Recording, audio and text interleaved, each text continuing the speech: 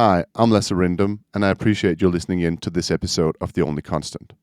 Sharing is caring, and it means a lot.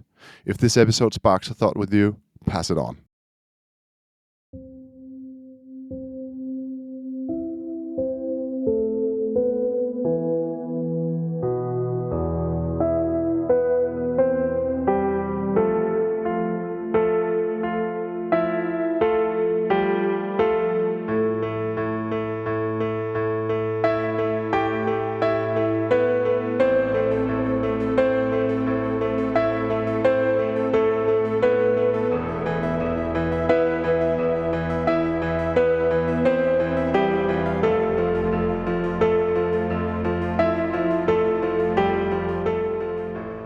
You are listening to The Only Constant, a podcast where we go beyond the usual discussions in technology and business and aim to explore more than explain.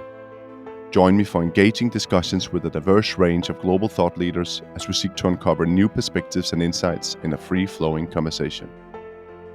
My guest today is Kate O'Neill, and I am your host, Lasse Rindom.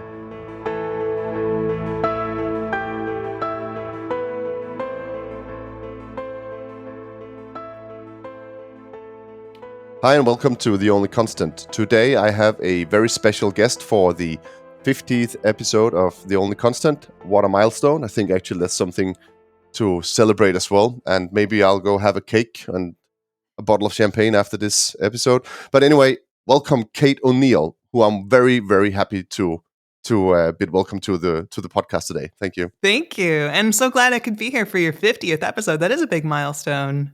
It actually seems that way. It's been 1.5 years, almost only. So 50 episodes is quite something, actually. So, and I want to make it special. So I'm really happy that you were able to jump on this show with me. Me too. Yeah, well, good, and I think that's really appropriate too, because why we're talking is so much to do with this book I've just put out, What Matters Next, and it seems like you're going to be thinking about what matters next. Well, your next 50 episodes, what's the focus going to be? Are you going to take any lessons from your previous 50 and use it to tweak the next 50? We'll see. That's actually a good question, right? But you're not supposed to ask me questions, right? But that is something I'm thinking about. Changing up things, going to be repeating yourself, or is everything just going to be moving, incrementally forward as we expand and I expand what I know and everything? So that's definitely something I'm thinking about. The music will be changing for this episode as well, so that's also another big thing. I heard it's very serious. It is very serious. The new version is even more serious. But Kate, this is also, an opportunity, and we discussed that to celebrate your book launch and the 50th episode. So thank you for doing this with me, and I think it's a double celebration that makes sense. Yeah, no, and the book just came out at the end of January, but it is still sort of rolling out. I think internationally, people are just getting their hands on it, so I'm really glad that the timing works out. I think a lot of folks in Europe and around the world will probably just be getting their hands on a copy of the book as they get to hear this episode. Great, that's perfect.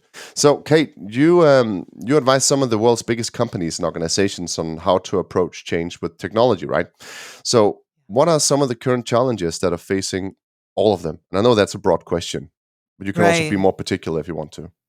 Yeah. I think probably your listeners know, and I imagine many of your listeners are leaders at large organizations, and so they probably can relate to this idea that, I think we could easily conjure up a list of the top technologies and topics that are dominating people's thoughts and keeping them from sleeping at night. And AI is obviously one of the big ones. Automation, other kinds of AI, of emerging technology. But the thing that I think really characterizes it, and what drove me to write this book, is that what's really behind all of that isn't so much the specific technology, it's the fundamental decision making that goes into the deployment of that technology or the use of it, or how, in what scope and what scale, and what are the consequences. How are we making sure to put guardrails around it? And especially right now at this moment, out of the US, of course, there's this great moment of deregulation, in this sense that things are a little bit haywire. And I think that's creating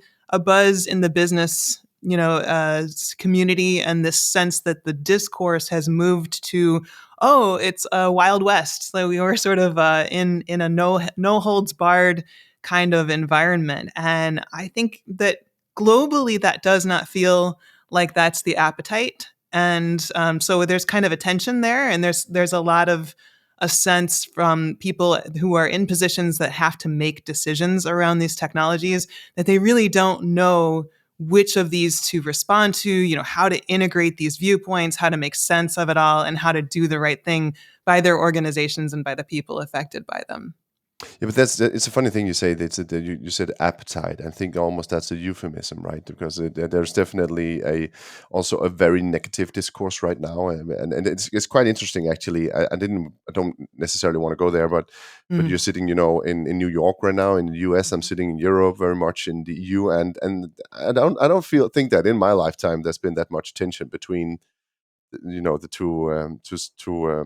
two coastlines of the Atlantic Yeah. Ocean. That's kind of crazy, isn't it? And Right. also on technology, I think there's something going on there where we've sort of been, adapting to big tech, and now suddenly things are changing. And you were one of the I'm not going to bring this up, but you were one of the 100 first employees of Facebook, right? Of Netflix, not Facebook. Yeah, Netflix. Sorry, sorry. No. no, I meant Uh, Netflix. But the whole big tech thing, you were part of that. Yeah, yeah, a different level of big tech. I think, Netflix, even today, sometimes people will use the acronym FANG, FAANG, and Netflix will be included as the N in that Mm, acronym. But it rarely gets included at that level because it isn't a $1 trillion corporation the same way that, Meta or mm, Amazon or, or Alphabet or so mm, and so on are. So I think it has scale and it has impact, but it's a little more contained in its impact, right? It's a company that is very much affecting, like if you are in the entertainment industry, it's very important the kind of policies that Netflix champions and the ways that Netflix puts pressure on the kinds of royalties and distribution and things like that. And I see this a lot because some of my background is in music. mm, So I have also been, in addition to working in technology all these years, I've been sort of a hobbyist songwriter, and I lived in Nashville, Tennessee. Was pitching songs and playing out at songwriter nights in the evenings while I was also working in technology during the day.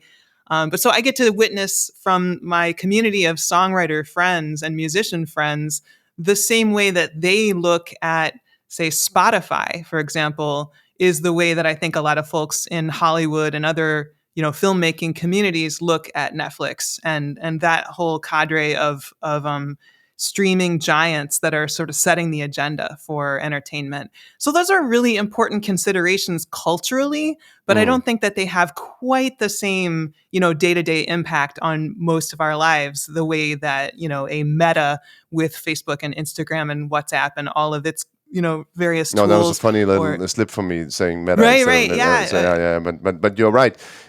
I still Netflix is one of those the companies that so many subscribers, such a big cultural impact as well. The whole if it's not if movies that are not no longer on any of these platforms, the streaming platforms, Netflix being the biggest one, they don't really exist anymore, right? Yeah, that's right. The disappearance of culture. That's also I think that's interesting perspectives as well, right? On It is interesting. So it's funny. We were talking, and you're in a Nordic country, and one of my favorite Christmas movies is a Norwegian movie, which you may remember from about 10 years ago. I think, like Elling. Do you know this movie? no. Oh, okay. You should look into it. It was nominated for an Oscar, for an Academy Award the same year that Amelie won Best Picture. And of course, Amelie was an enormous Yeah. international hit. So Elling didn't stand a chance, but it's a wonderful movie. And I think about how hard it would be for me to discover something like Elling today. I bought the DVD at Mm. the time, and I have that DVD. I've ripped it to digital and I have it on a hard drive now.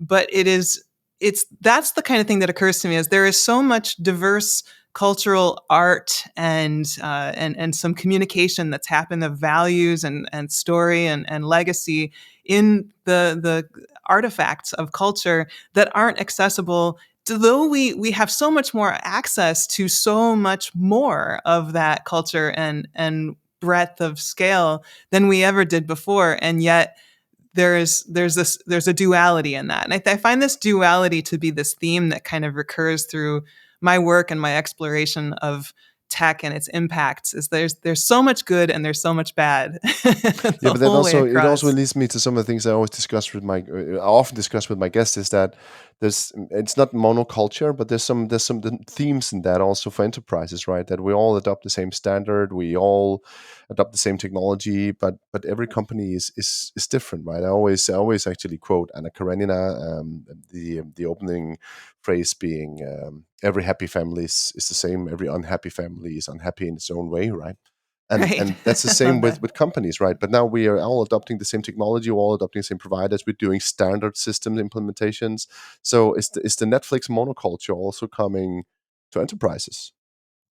Yeah, I think that's a good point. And I think the more people look for a sort of standard set of regulations or a standard set of ways to deploy different kinds of technology, we are going to see more of that monoculture. Whereas, one of the arguments I've been making in the last couple of weeks, as in the first, 30 days of the Trump presidency, and again, I'm just as uninterested as you in going into the deep politics of it all, but I think it's really relevant to to acknowledge the forces that are shaping the decision making right now. And so Mm, right now, in these first 30 days of the Trump presidency, in the face of so much rash deregulation, one of the things that I've been writing a lot in op-eds and saying a lot in media interviews is that when deregulation happens, it's not that responsibility vanishes. It lands mm, squarely on leaders' lap.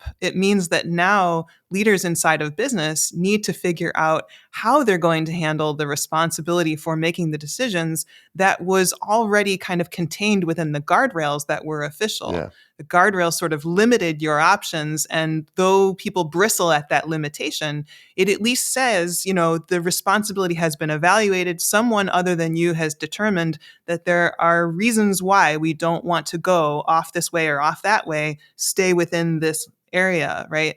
And now you as a leader have to figure out, does it mean that we could go over here? Does it mean that we could go over here? And there's a certain, of course, the freedom within that might offer up some new opportunities for going beyond these monocultures we're talking about. So I don't want to ignore the possibilities for innovation and good things to happen there. But I think the risks of that are, they outweigh the good that can come. And I think we have to be prepared for the complexity of decision making that people are going to be facing as a result of this. yeah. I actually think that it's I'm actually quite astonished at because this is some I honestly, a couple of days ago, I spoke about this very point that regulation is something that means that you take over a large part of the responsibility. Obviously, for companies now, if you have a highly regulated market, it should mean that it's easier to adopt things because it's already been vetted, and now it's just on you instead. And now I have an American here saying, or someone in America, you are Canadian, right? Are you American? No, I am American.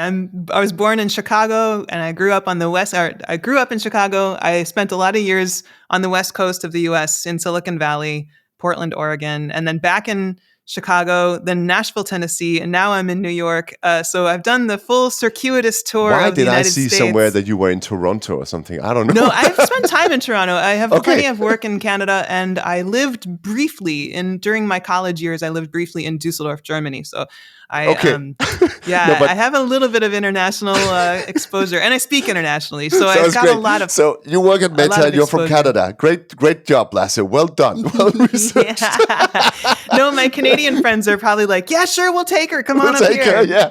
No, but I honestly I think that it's brilliant that you as an American come with this point about regulation and how that means that you're building standards that can are actually productive because you don't have to consider it yourself. So it's easier to adopt. Because I think Yeah. that's something that's overlooked by a lot of people. I think it's easy to overlook. And I think, it's the perspective, the privilege of my perspective is that I've worked across so many different industries in so many different countries. And it gives me the benefit of being able to say, look, there's a lot of value to being able to pull together a panel of people across different, kind of companies or industries or Mm, sectors and be able to say, what do we think are going to be the most sensible guardrails to put around this so that, maybe we're limiting some of the freedoms you might otherwise have around innovation. But in reality, what it tends to mean is that you can go faster with innovation because it's Mm, already been determined this is the straight shoot.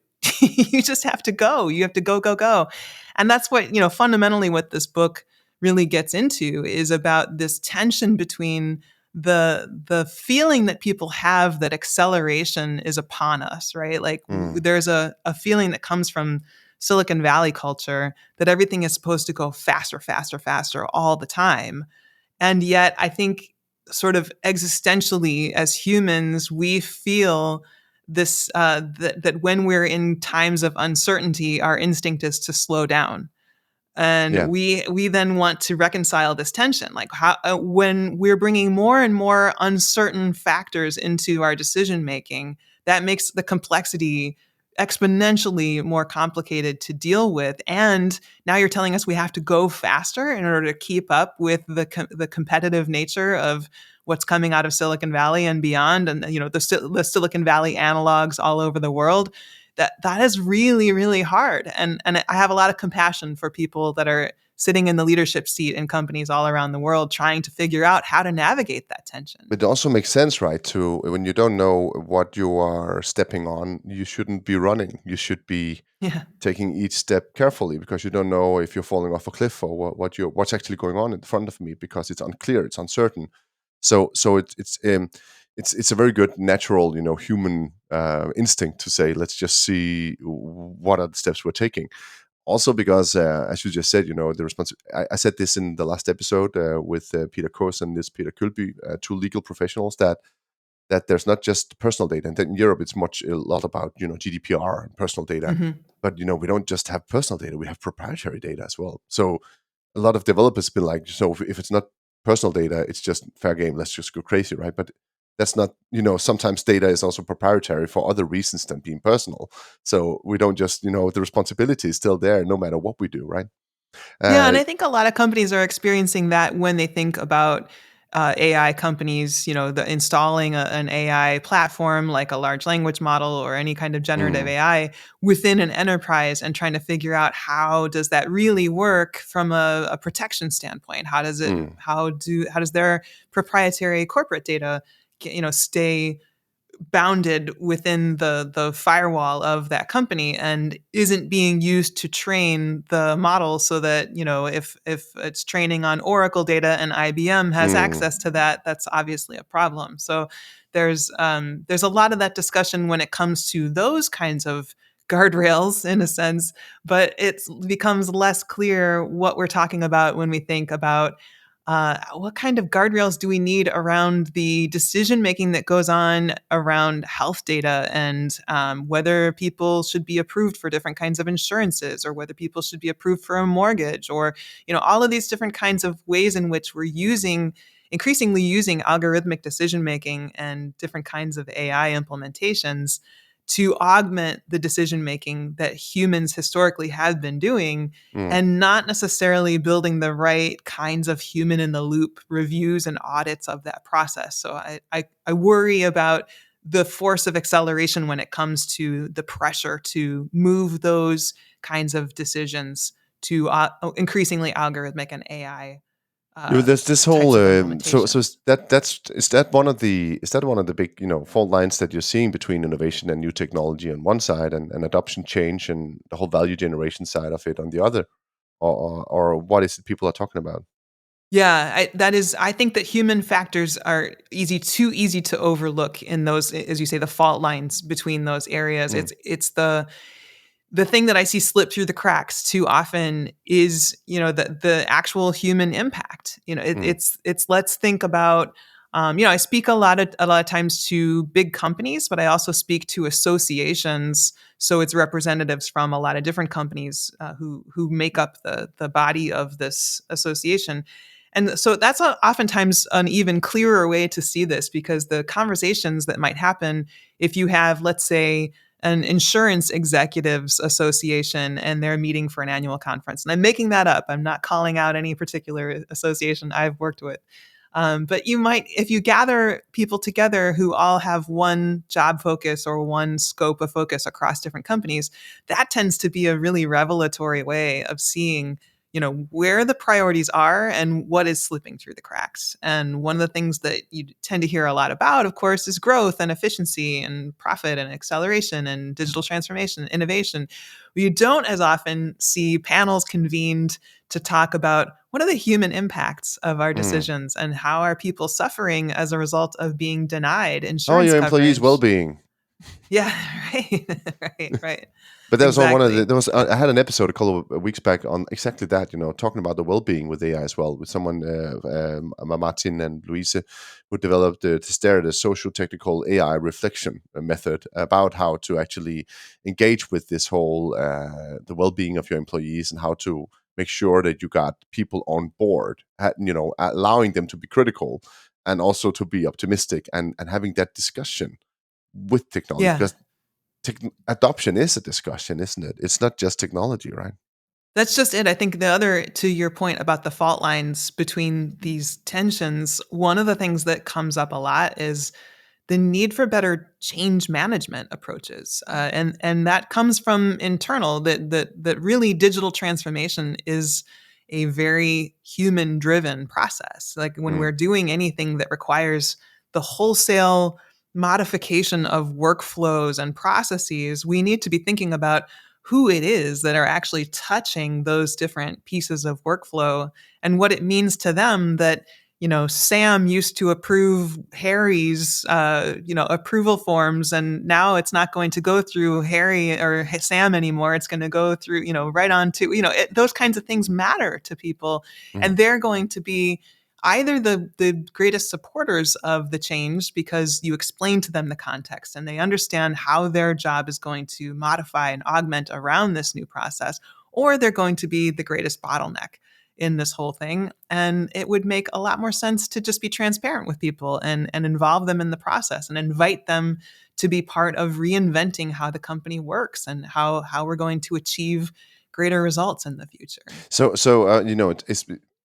It's technology, right? Because there's a lot of technology talk. There's a lot of AI talk right now, right? Is technology stuck in a bubble of its own, or are we stuck in the past? Kate? Well, I think there's a couple of different ways to think about that. One of the things I talk about in this book is this idea that we often conflate the ideas of digital transformation and innovation. And what really and truly, in my experience, is more useful is to think about digital transformation as the part of the process that has to do with catching up, and Mm, innovation as the part of the process that's looking ahead. If it's stuck in a bubble, if technology is stuck in a bubble of its own, or we're stuck in the past, it's mainly because I think we haven't really defined our terms well enough, and we haven't really come up with a useful enough model for understanding what it is we want to carry with us into the present and the future, and how we want to do that kind of collectively, what shared values we have, what we want to build meaningfully into the innovation we lean into going forward. And it's not that digital transformation, because I'm placing it as a catch up activity, I'm not trying to deprioritize it. That is important too. no, What but is it digital even possible transformation? to transform? Is it even possible? Is it a thing? Is it a project? Yeah, yeah. Does it That's ever a end? fair When are we provocation. done? Now we're digitally transformed. Can you say that? No, it's an ongoing process, but that's the Mm, thing, is that it's always catching up to now. It's always catching up to what have the customer expectations evolved to be? What has the market decided that we should be doing mm, right now? What have competitors begun to do that we should also be doing? What have the standards evolved to be? And I think, some things are going to be a matter of you got lucky enough to see far enough ahead and you innovated to be now ahead of what the market says is the standard. That's cool. I got to witness that when I was at Netflix. And in those early days, Reed Hastings and the other senior leaders made decisions to invest in R&D toward what we were then calling set-top boxes, which was the predecessor to streaming, as of course we now know it. mm. But that was back when Netflix was a very small company and Blockbuster was the 800-pound gorilla in the marketplace. So it was very innovative for Reed and the rest of the team to be saying, what's next? What's the Mm. next technology beyond DVDs that we should be thinking about and building toward? But once they got there and streaming was the paradigm, then anybody who wasn't on streaming was playing catch up, right? They were Yeah. doing digital transformation to get to the moment. And so again, just a cycle. It's just going to keep going on and on. Innovation is going to push us forward. Transformation is going to pull us up to that moment. And then we'll just keep having to do that process again and again. I just realized that, obviously I should be asking you, because I've asked a couple of other guests previously, is it even possible to prepare for disruption? And there's always this Blockbuster story, right? And the Kodak story. And I should definitely ask you the same thing, right? Can a company prepare for disruption? Yeah, Isn't I it too think that you entrenched? can. I think that one of the things that we have the opportunity to do is to think about the future as I like to think about the future not as one set narrative, right? Like I think the idea of using the word futures, Mm, and at least in English, and there's maybe a parallel in other languages, but futures instead of future is one way to think about this idea that there's a sort of exploding, cascading set of opportunities and not just mm, one thread, not just one narrative that you're stuck with, right? It's not fate, it's not destiny. Like you get to choose. The choices you make actually shape the outcomes of tomorrow and the possibilities that you have. So, mm, one of the opportunities I think is to try to do as honest and objective an assessment of your potential future realities as possible, and that has to do with the clarity with which you can see the potential for disruption. Like how honest are you being about the entrance to your space and the people who are trying to sort of reinvent the technologies, the processes, the conveniences, the mm. other things that might, make for an opportunity to disrupt. But everyone's I, like talking about how Blockbuster knew, right, that this yeah. was coming, but they had too many people in their ecosystem owning DVDs. Yeah, because it's the same as what we see within industries like tobacco or fuel injection cars, Mm, anything that is clearly not long for this world. Like nobody is going to, if you tell me 50 years from now that anyone is still really smoking tobacco, I'll be very surprised. If you tell me that people are actually driving fuel injected cars, I'll be very surprised. Like those mm, are things that we can pretty clearly see have a lifespan that's set, right? There's going to mm. have to be massive disruption and replacement of whole sets of infrastructure Yeah. around them. So, what are those companies doing? You see tobacco companies investing in marijuana and in other recreational drugs that they can begin to develop alternative pipelines and alternative infrastructure for, but they're still trying to make the most they possibly can out of their existing pipeline of tobacco distribution. You see car companies, wanting to make the most out of oil and gas infrastructure while they figure out how can we get electric charging ports set up? How can we be ready with the next thing? But that's fair. It's fair to think about how to transition out of where you're invested, but I think it's not as honest as saying, before too long, we're going to have to be in this space fully. What do we need to do to actually prepare and move ourselves more fully into that space so that Mm. we're the leaders and we're not the laggards trying to catch up and clearly greedily maximizing the opportunity left in the space? It's just so it's a really delicate discussion as well, right? Because there's this, you can only move because you are who you are, and you are who you are because you're entrenched in the way you work. And Netflix is now also entrenched in how they work, and things get True. entrenched, right, and big, and then we're like, oh, now it's so big. Oh, obviously they should have changed, and there's a lot of this. Everyone today seems like they would have made this, they would definitely not have made the choices that Blockbuster did, but wouldn't a lot of people actually have made the Blockbuster choices? That's, there's some uncomfortable A questions lot of here, right? people would, I think, and I think we see that because RIM, Research in Motion, Mm, failed to pivot hard enough with the BlackBerry. You see that with uh, Kodak, of course. You yeah, mentioned Polaroid. Any number of technologies that have become obsolete, but you can also see Nokia. You can see any number of companies yeah. that have not fully seized the moment in front of them and done what they needed to do to either partner or create business development opportunities or create new strategic landing pads, whatever they needed to do to move themselves more fully into a moment that was future ready. And so that's one of the things that I talk about in this book, is the idea that, we have this tendency to use, at least in English, again, the vocabulary future proof. And I hate this term. I think this is a hilarious, absurd term. You cannot be future proof. No. There's no proofing against the future. It's coming, whether you like it or not, right? Yeah, and it's probably running parallel to you right now in some other company exactly. doing something, When new but GPUs are going to be the big thing. More or less future ready.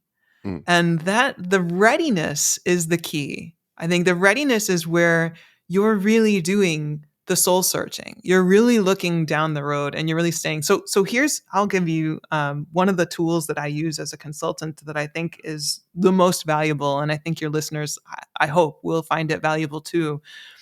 If you're looking ahead into the future and you ask, out of sort of scenario planning, right? If you're thinking about what are the ways that something could play out, anything I'm trying to evaluate right now, the future of this particular industry, this particular product, let's take that Netflix example. Like, they're going to become, irrelevant on any given point here. So what could they be thinking about that moves them ahead and says, like, out of these different scenarios we're thinking about, what is the most probable outcome that we can envision happening here?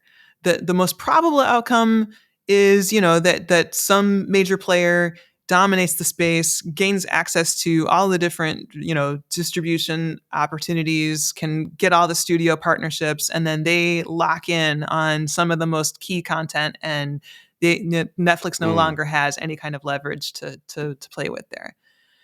What's the outcome that they would most prefer?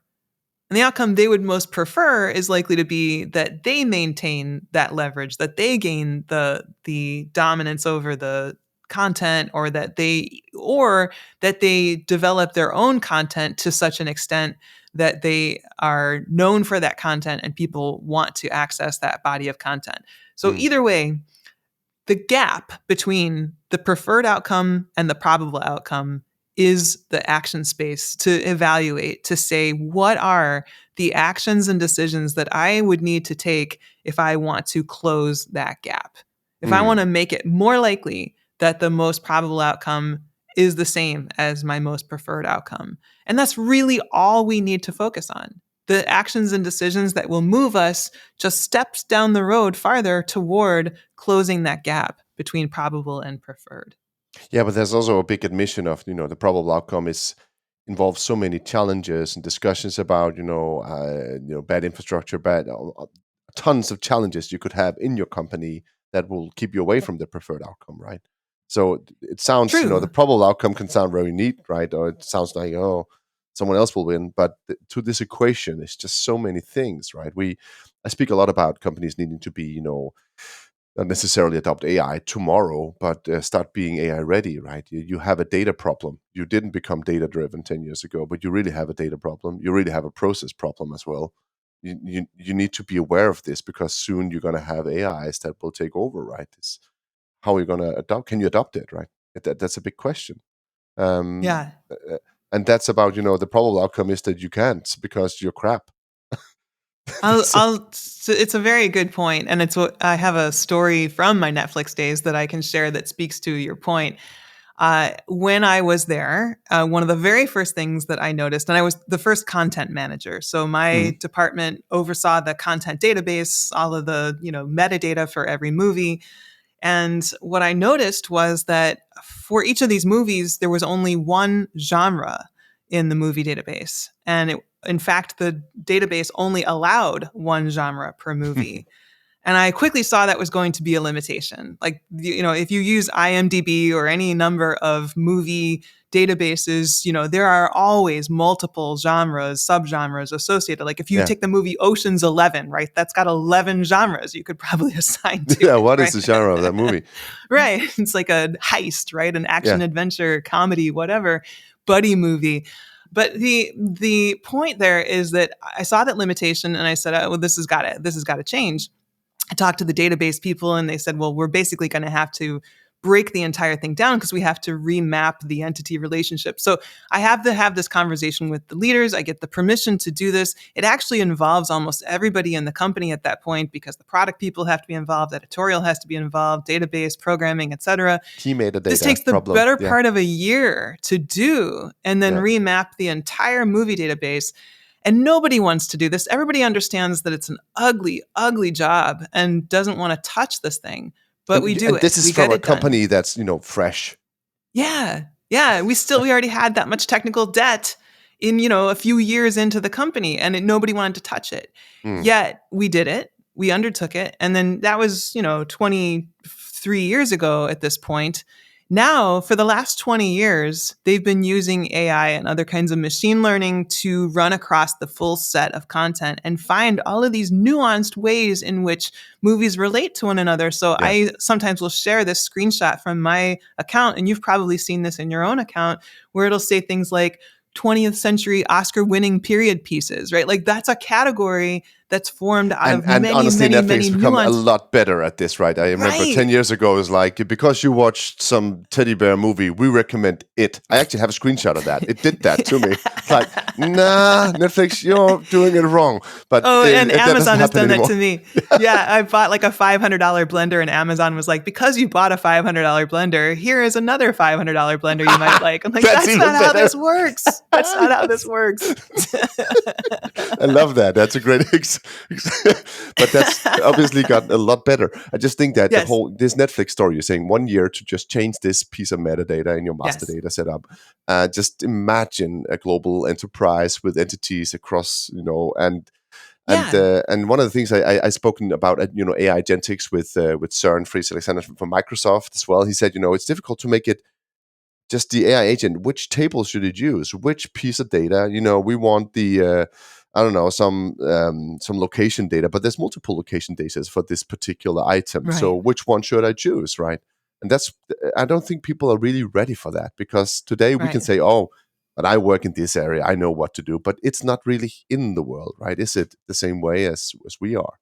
Yeah, this is a conversation that I've had a number of times in the last few weeks, even about how so much of large language models and generative AI has been developed over top of it's really unstructured data, but there's going to be, with agentic AI, we're going to see so much more opportunity around structured and unstructured data together. And the real wins will come from organizations who have done what you're saying, who have thought about data modeling and who have thought about the meaningful layers of data within their organization and have taken a hygienic approach to the data, taken a governance approach to their data. And all of this implies a level of information architecture and of enterprise architecture. And maybe also market standard, Kate. Yeah. Regulation. Oh, are we back at scale at first? Sorry, I said it. Yeah.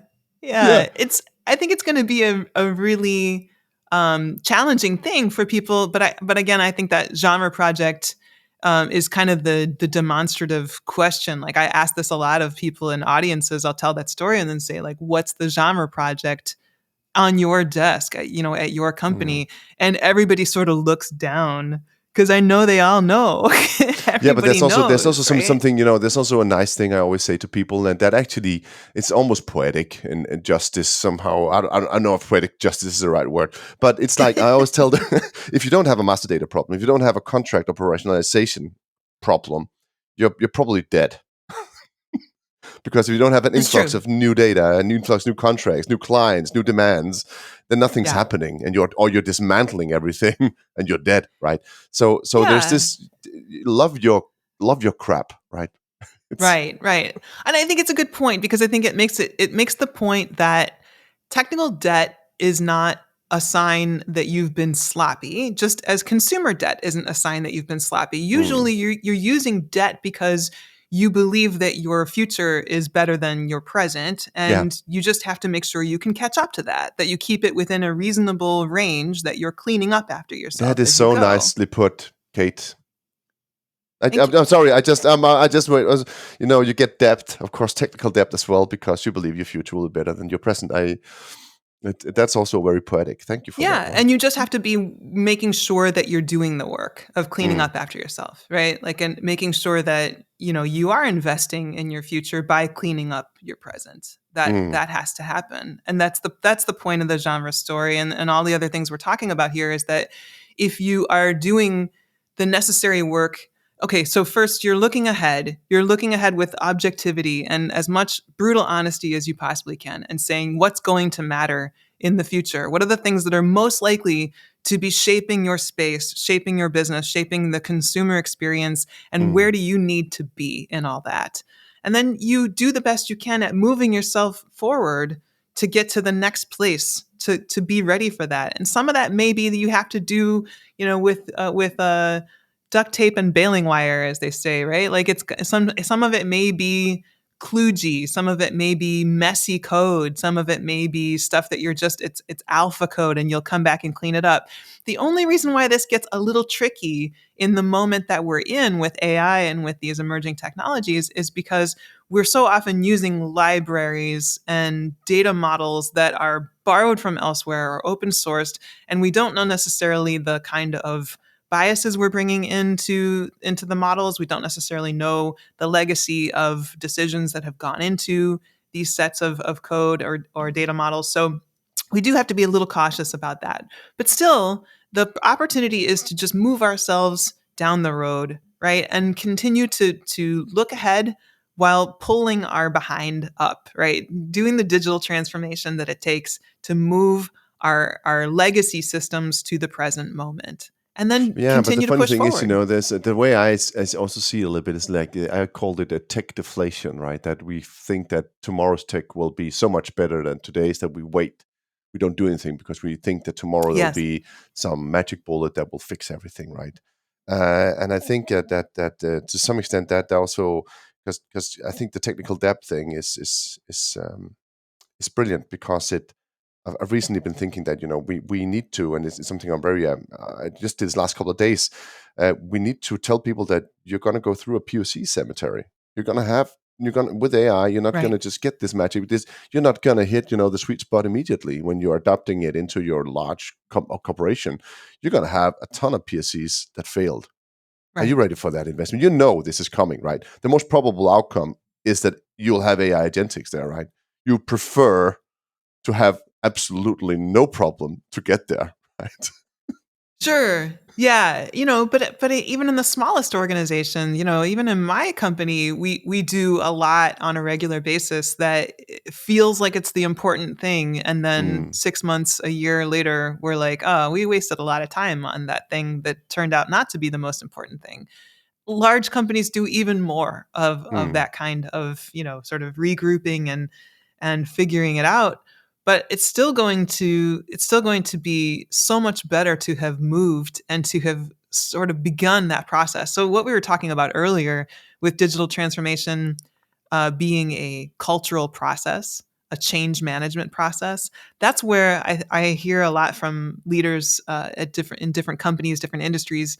The question they often have is, "What if I begin this process of this transformation, and 3, 6 months from now, there's a different standard that's yeah, emerged, and I've wasted my time, that's the bringing my deflation people." moment. That's the deflation, right? Right. But that's not fair. It's not true. I always tell people it's not going to be that way. What's going to happen is you're going to have momentum. You won't be having to fight the inertia of getting your people up off the sofa, right? Mm, You're going to have momentum toward whatever the solution actually is. You can begin to make the change toward whatever platform, whatever technology is the current standard or is the one you're going to adopt much more readily than you would if you hadn't begun that process at all. that's correct. I completely agree with that. But yeah, I completely agree with that. That's all. That's the AI ready thing. To just start doing things, start preparing things. Work on your data project that you ditched a couple of years ago. Get moving. Just do things. Waste some money. Sorry, of course, I'm a consultant, so I'd be happy if you do that on me. But the point is right that we need to do things. You can't just sit and wait. You have to be Right. take an action, take a stand. But there's also this whole thing, and it comes back to the standard thing that we spoke about and the regulation, but on a different level. Because you also said digital transformation is catching up to a market standard. You said that very clearly, right? While innovation is looking ahead. Right now, there's no there's no market standard for AI. So are we asking every company to look ahead? And usually maybe 2% of a company would be innovation driven or looking.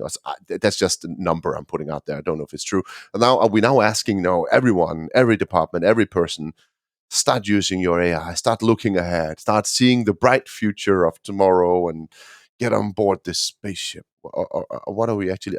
Are we even talking digital transformation catching up? Or are we talking pure, raw innovation and to destroy everything, burn it all down, and build something new? I think it depends. I think it depends on who we're talking about, what industry we're talking about. So, in places where it's just about consumer enjoyment, something like Netflix, something like Amazon, whatever, we're talking about, there is a consumer standard or an emerging Mm, standard, because there's the consumer expectation, right? There's yeah. whatever the large companies in the space are doing is what there's sort of an expectation But I'm everybody not saying does. everyone is going to look ahead, but saying if you're asking them to either just, look ahead a lot, innovate, then a lot of Right. people say, we'll do nothing then because there's no standard, right? Right. Yeah, that was my So point, maybe. the opportunity, I think, there is a model that I talk about in the book is this the sort of competing standard of the harms of inaction and the harms of action. Mm, So what this is a way of looking at that same. I plot all of this, by the way, and I hadn't introduced this in our discussion earlier, but I plot all of this on what I call the now next continuum, and it's a way of just looking at history and the present and the future in a timeline. And in fact, I call it through line thinking. So it's through line thinking on the now next continuum. And the digital transformation as a means of catching up and innovation as a way of looking ahead can be thought of as part of one of the dimensions that you can think of on that now next continuum. But also the harms of action and the harms of inaction can be thought of as part of that continuum. Because what it means is that we risk the harms of inaction when we know that we should be making a decision, we should be moving on something, and we're not. When everybody else is moving ahead and we're sort of sitting on the sidelines. And we see this a lot when it comes to things like climate change, right? Like there's plenty of examples where we know enough to know that just about any action on climate change is the right action. Like we should be moving a lot faster than we're moving. mm, And you see a lot of people dragging their feet because they think, well, we think we can maybe make a little more money out of this industry, or we don't know what the standard is going to evolve to be, or it's going to take wholesale replacement of all of our infrastructure in order to do this thing. But we need to be moving. We know that. And mm, then on the other hand, we see that we risk the harms of action when we move faster than what our understanding really allows us to do for the given consequences. So, we may be able to have that graveyard of POCs that you're talking about, where we're experimenting and, getting to play around with different implementations of things. But if we're overshooting the consequences, where people's lives are at stake, where people's actual experiences are going to be shaped by the decisions we're making, like if we're in the healthcare space or the insurance space or in the mortgage space or whatever the spaces where people are going to need consideration for how their lives are affected by the decisions, we need to be going very deliberately, not slowly necessarily, but deliberately toward the outcomes there. So I think it really matters who we're talking about, what kind of implementation we're talking about, where they sit along that continuum. And I think leaders just need to be very honest with themselves about, where their company is and what the decision making they're doing, how that falls along that continuum as well. I agree, and I think that's a brilliant answer. I also I actually have I had a written down before this a very almost maybe it's a little, I don't know, it's a little kitsch quote from Boondock Saints, right? Where I don't know, have you seen the movie Boondock Saints? It's I no haven't seen one. it. Well, you haven't seen it, no, but it's I don't know. It was a movie that tried so hard to become a what do you call it, a classic, that or a cult classic, that it couldn't become it because it really wanted to be that. There's something wrong there. But they say at one point, there's no greater evil than the indifference of good men. And then they're killing all the bad guys. So, so, but how can we? Is that something like the same thing you're saying? But then we need to define what's good, right? How can we approach AI technology, any technology, with a positive, constructive mindset, to make the world better with it, and not just be critical. We being critical. There's a lot of people just being critical, saying, "I don't want AI. I don't like it. I don't." There's a lot of people doing that as well, right? But we need to interact with. That is your point, isn't it?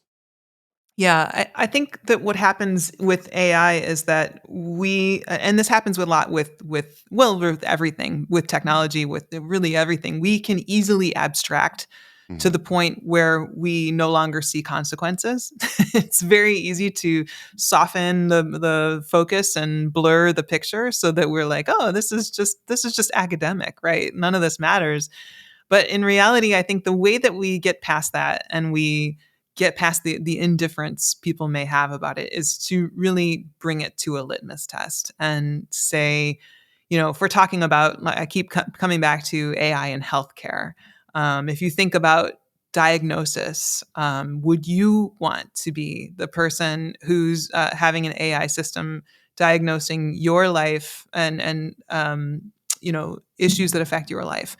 You need answers. You need data to make that decision. You need to know, does the AI actually do a better job? Is it actually trained on the right kind of data? Is it being reviewed by humans? Yeah. But the point is, you do want to know those things when it affects you, right? Or if it affects your loved ones. Would you But be would you want comfortable to go with to a this? doctor without AI, or a doctor who's helped by Right. AI? Right, Right. right, exactly. And in a couple of years, especially, I think we'll certainly be skewing more that way, right? We'll be Mm. saying, well, I mean, this doctor doesn't use AI. Like, this isn't the state of the art. We don't want to see this doctor. But it's that the key framework questions are really that personal, like, impact test. Do you want this personally? But then also sometimes it helps more to think outside yourself, like the loved ones test. Are you comfortable with this happening for your Yeah. children or your parents or your friends? And then society, like, if this became universal, would it create a world you want to live in? And if so, or if not, what boundaries would you want to see established? And I think Yeah. once you start getting Yeah. real about it and talking about different applications, healthcare, employment, financial services, insurance, then people can begin to see, oh, I can see where this might start to have some effects that I might want to But we put will also some always be guardrails asking around. those questions, right? Those questions will, at a granular level, might have this big, marketing tech or messaging saying like AI, AI, AI for everything. And now bigger models, bigger models. This will change the world. This is happening, folks. This is big, huge, game changing, all that. You have tons of those messages all around, or at least every feed I have everywhere is filled with it. So maybe that's also because I'm inside this market, right? But you probably see some of the same things, right? But there's this whole some people are also dystopian saying that, and I think it's the same coin. When you're from a hype perspective and a dystopian perspective, saying that we'll be consumed by it no matter what, this will take over the world, right? But I think that, and this is also, everyone on a granular level, when you start asking people these things, right? Will you have this for your kid? Because that's, what Snapchat did. Let's just put this AI into Snapchat and see what happens with your kids. Like, no, please, Right. please don't do that, right? So, will we stop consuming before we are consumed? Kate, what do you think? I think you're right that there is a certain resignation that people often feel about some of this stuff. I think that there is a way in which we go like, well, that's already a fait accompli, isn't it? Like, I when I've told people I meet people at parties or at events and tell them about my book, and if I'm giving a very short synopsis of what the book is, I might say it's so that business leaders can make decisions about tech and, like, AI in ways that don't screw over humanity. And people will laugh and say, like, isn't that already what's going to happen? Like, is there is there any way for that not to happen? And so I think that in a sense we are being complicit in our own sort Mm. of unfortunate ends, if Yeah, but the that's same way, true. we also moved away from most people that are only on Meta today, or on Facebook, because they were there, have friends there. I don't know a lot of people who are actually actively consuming Facebook, because we Right. stopped consuming it. It started becoming irrelevant. If the whole internet is filled with fake news and fake, AI generated pictures and all, will we just stop consuming the internet? That's just one of my questions. Are we, smart enough? I think that we are capable of being smart enough. I think that what I see is that there are always moving targets, right? One of your guests who gave their answer to your signature question about the replacement of generations, right? Like the idea that some generations end, humans die, so that the next generation comes in and it's natural to them that there are different Yeah. things that weren't natural to the generation before. That was a very brilliant answer, I thought. I think That was it's an Olivier, important wasn't it? consideration. Wasn't it the French? Wasn't it? I think so. That sounds right. Yeah. Yeah. And I thought that that's a really good, I think it's a really great observation. And I really hope that that isn't necessary, right? I think Mm. that we are all so invested in the idea that longevity may be, something that we can engineer, that we can have longer lives. But if we are going to have longer lives, I think we're also going to need to do a lot better at becoming more sophisticated as we go through our lives and becoming, more savvy to the new technologies and the new cultures and the new ways of being in the world that come about. And we can't just go, well, that person is old now, so their opinion doesn't matter. Well, that person may be old, but that person is participating fully in social media, let's say, Mm. and they have just as much possibility of swaying discourse as anyone else does. So we need to be making sure that our emphasis on digital literacy and media savviness and things like that are university and universally focused and sort of democratic in their application, that we're thinking about how to make sure that everyone gets access to that kind of media literacy and can think critically about the messages that they're consuming, whether there's fiction behind them, whether they've been fabricated.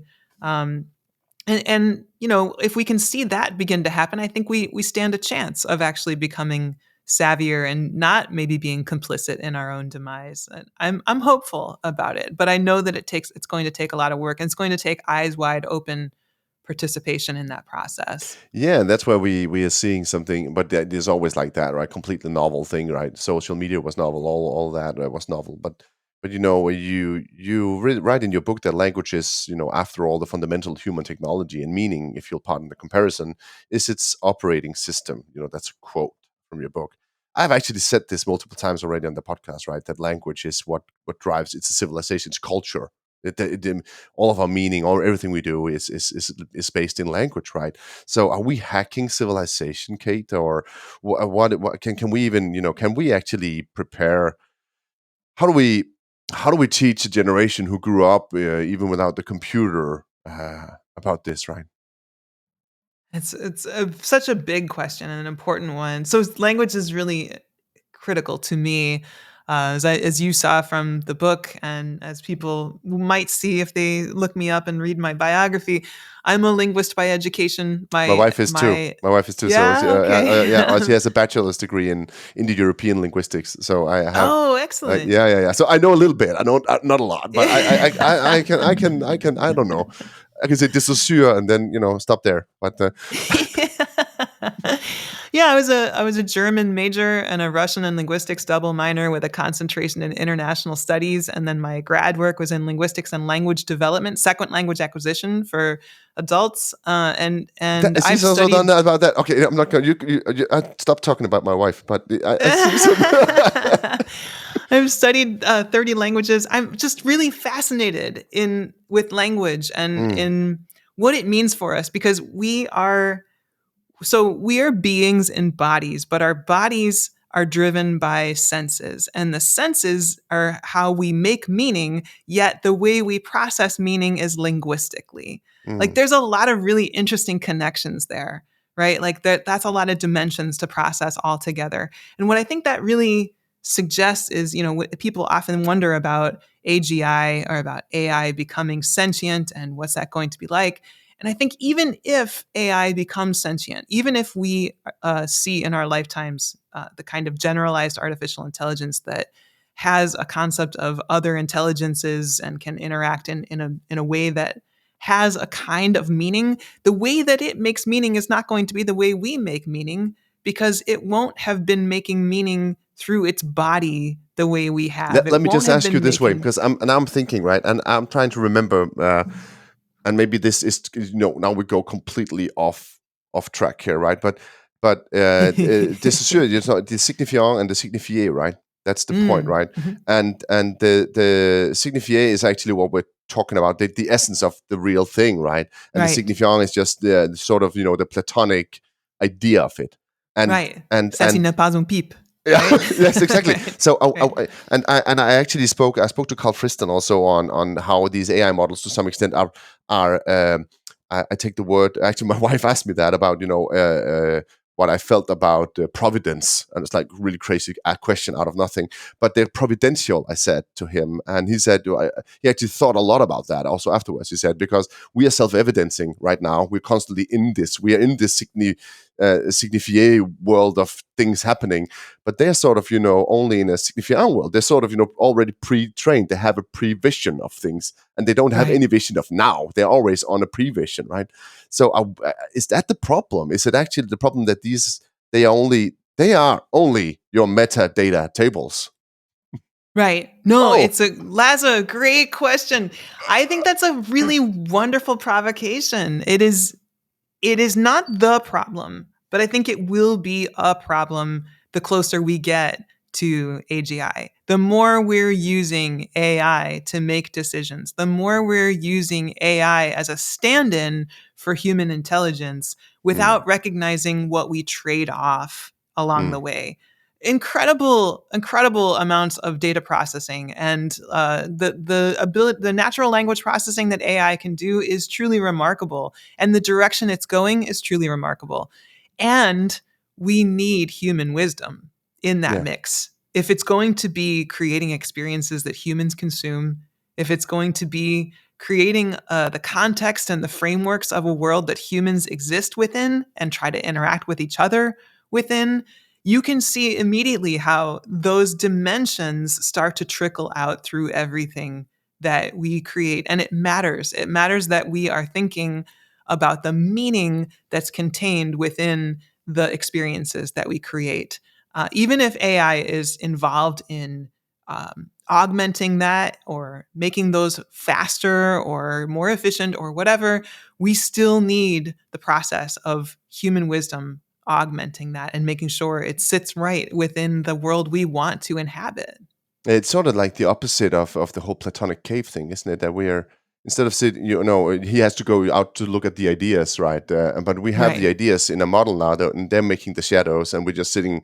There's something there's something off here, right? Is it? Yeah, we're stuck looking at the shadows if we're assuming that AI is going to create a meaningful world for us out of its shadow world of sort of model language that it's been using to create these constructs for us.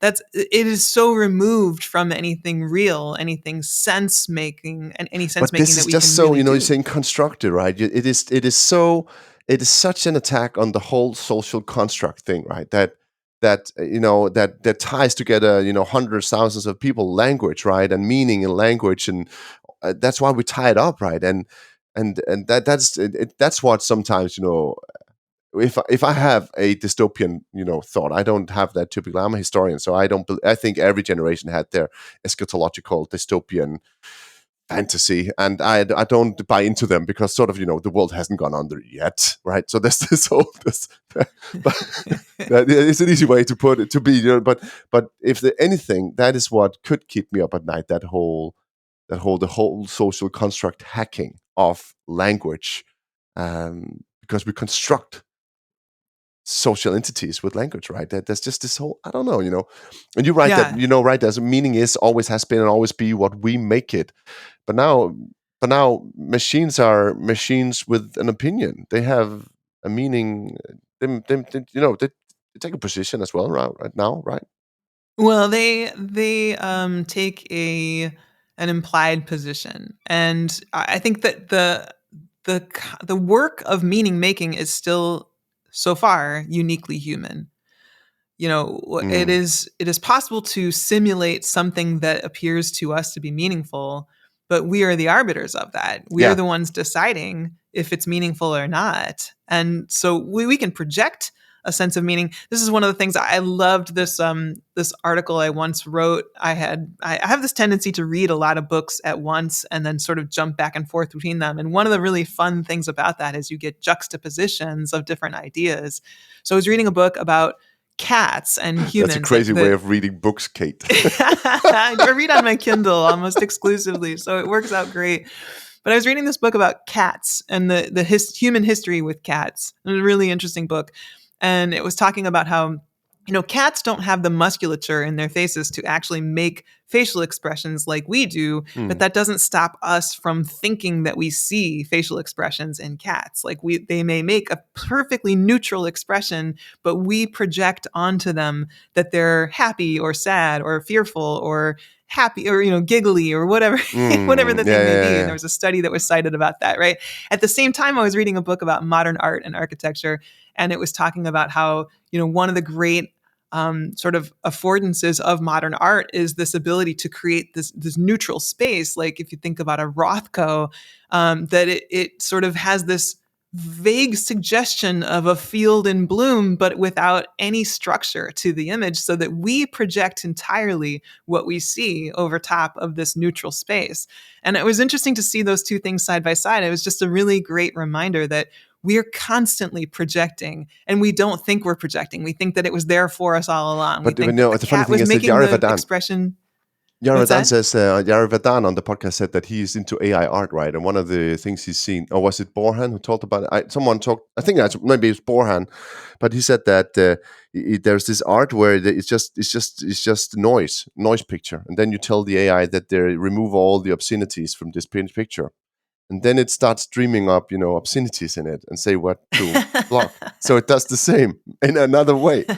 But anyway, I think that was like what So it's finding patterns that are not there because you told it there are patterns there. Yeah. Yeah. No, it's fascinating. I think the way that we project ourselves onto the world and the way that we inevitably will train AI to interact with us, sort of projecting ourselves onto the world and onto it, projecting onto the world, like it's going to be very multidimensional and layered. Yeah. But I think it's really useful for us to know that going into this era. And I think that's going to be one of the more challenging aspects of what we were talking about a little while ago, of making sure that people are generally sophisticated about what they're dealing with, because we are projecting all the time that we see more than really exists, whether it's cat faces or modern art or AI, generated images or content.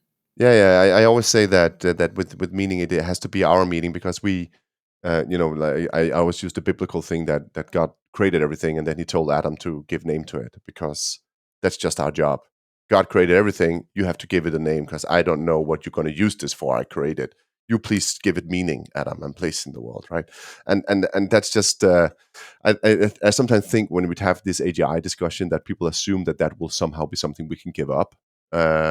Because that is, to me, or at least the ASI thing, that is what a super intelligence will do, say, this is meaningful. But I don't think that can ever be not our job to do. Yeah. I have this something inherent in me saying that will always be, the final, we just move up a fractal of demand until in the end, there's always a human saying this is valuable or not.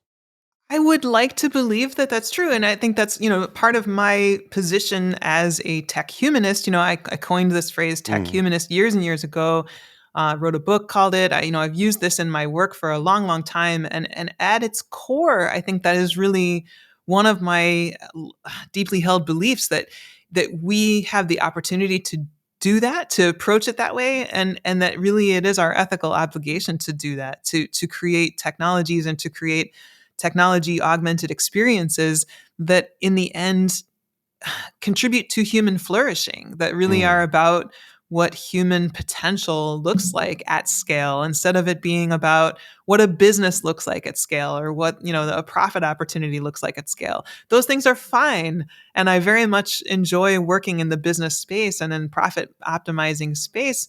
But I think the opportunity is to recognize that business is also about human potential. Business one of is my about friends, humans, right? Taking an opportunity and taking it to its scale. So we always have to bring it back to the humans. Yeah, one of my friends said, I was trying to make a value proposition about how, or a customer profile or something like that.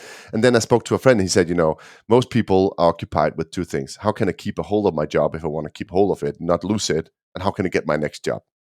So forget all about how they're trying to make value someplace. It's all about the human, what he wants, what they care Yeah. about, their insecurities, their opportunities, their dreams. That's what you need to latch on to, not necessarily the company problems, but how can you Yeah. either help this person keep their job or help them advance to the next job. I was like, Yeah, yeah, this is one of the observations I made years ago when we talk about the future of work, the future of work. I would get asked to do keynotes on that, but often people were conflating the discussion about the future of work with the future of jobs. And those are mm, two very different yeah, conversations because the future of work is a very company-centric discussion. What is the employer-employee relationship going to look like? What does remote work yeah. management look like? Those kinds of things. Whereas the future of jobs is very much what you're just saying, right? It's about how am I going to contribute? How am I going to make a living? How am I going to provide for my family? How am I going to feel a sense of value and self-worth about how I'm, existing in the world? That is a very different thing, no matter what time frame you look at, whether you're talking about now or in some imagined distant future where, jobs are being done primarily by robots and AI. If humans have to figure out some way to feel that we're making a contribution into something, right? And I think Yeah. that's the question that really we need to unpack alongside all of these wonderful That's the questions never-ending of, value proposition, isn't it? yeah, the value proposition of being human and being human in community and in society. Mm. And if you So take it to that level, you get an awful lot of really great insight about how you really connect with that as a company and as a value proposition that you're offering. There's tons of opportunity to So build now I toward have to that. ask you, right? And maybe maybe you have to answer one thing now, but Kate, what matters next? Well, it's funny. I think what matters next is when we talk about what matters, we're fundamentally talking about meaning, right? So this is the Mm, conversation we've been having. Every time we talk about meaning on any level, whether we're talking about semantics like language or significance, patterns, purpose, truth, or at the most macro, big picture, cosmic, existential, what's it all about and why are we here level, we're always talking about what matters. And next, for me, is the shorthand for future readiness, right? So the combination of those together in this title are about asking that question of like, what meaningful action can you take to better prepare for the future? yeah. And so to put it another way, like the most meaningful next action is whatever one it is that best prepares you for what lies ahead. Staying in your job, getting the next job. Yeah. No, Kate, this Probably. this has been a terrific conversation, and you have no idea that You too. how many times you've mentioned things that have been on my mind lately, or also some words. That's I'm quite I'm very intrigued. I'm very happy. So I think Oh, this has been good. a really really Yeah. great conversation. I just want to say Me thank you too. for I've that. enjoyed it. Yeah. So I have one final question for you, Kate, and I hope you're ready for that one, because that's the question I always ask. Are you ready for it? Yeah. I love this question. So, Kate, I'm going to let you ask it. right. So, Kate, what is the only constant? Well, my work centers on meaningful transformation. And so it's not just change for change's sake, the obvious answer to this question, but it's the profound human capacity to create meaning from disruption. And I first encountered this idea through this concept of metanoia, which is a transformation of consciousness. And the insight stuck with me that it was a notion that something has to die in order for something greater to emerge or grow. And this has been a theme we've actually talked about, I think, through this discussion. So if you look at today's AI revolution, you've got some leaders panicking about disruption, others chasing this, shiny thing without purpose, but both are missing the point because I was just talking about, we need technological advancement and we need human wisdom in equal measure. And so we're really not talking about the endless parade of new tools. It's about the ability to thoughtfully integrate them into systems of meaning. So the constant is our distinctly human ability to make meaning from change and to transform raw capability into genuine value and hold both innovation and wisdom and disruption along with purpose and, efficiency with humanity. So I think that's really our superpower. It's what makes humans unique, which is it's not just the capacity to create new technologies, but the ability to transform them into something meaningful. So to me, that's the constant worth building on, not just creating new technologies, but making them matter. That's a very, very great constant. And it's all about, tying it down to something real. And it just echoes through our entire conversation. So I think that's a very, very brilliant constant, Kate. And thank you so much for giving me that. Thank you. I'm so glad I got an A on my assignment. And thank you so much for being on The Only Constant. It's been a true pleasure, really. True pleasure for me too. Thank you very much. You've listened to The Only Constant, a podcast sponsored by Basico.